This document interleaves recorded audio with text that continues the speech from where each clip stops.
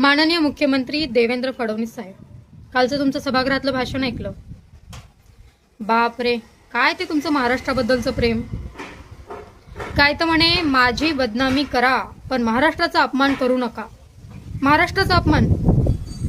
ज्या व्यक्तीने गुजरात्यांची पोळी भाजण्यासाठी महाराष्ट्राच्या मुंबईला अगदी भिकेला आणलं, महाराष्ट्राच्या तोंडचा घास पळवला, रोजगार पळवला, महाराष्ट्राच्या तरुणाईला एवढं बेरोजगार करून सोडलं, त्रस्त करून सोडलं, आत्महत्येपर्यंत नेऊन सोडलं, असा व्यक्ती अजूनही महाराष्ट्राचा मुख्यमंत्री आहे, हे या महाराष्ट्राचा खरा सगळ्यात मोठा अपमान आहे.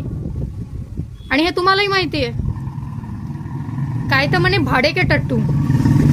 खरंच हा शब्द कोणासाठी वापरायला पाहिजे हे तुम्हालाही माहिती आहे ना.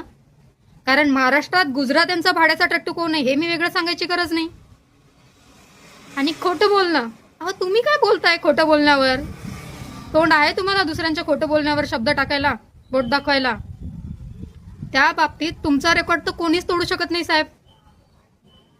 असो, स्वतःची चूक मांडणारे ते फडणवीस कसले म्हणा.